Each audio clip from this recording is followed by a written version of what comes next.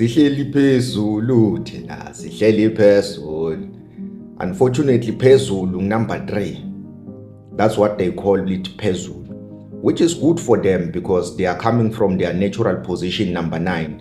It's a huge improvement to sit at number 3 and to qualify for the CAF confirmation. They are going to play the CAF confirmation, so they did well. They are not yet confirmed as champions. They will be confirmed maybe in 10 years time. They still not a team that looks like they will be confirmed to play like champions, to play with champions. Currently they are just playing the CAF light.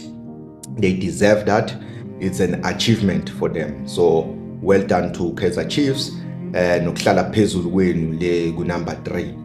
We've seen ukuthi this season Kaizer Chiefs has a lot of achievements.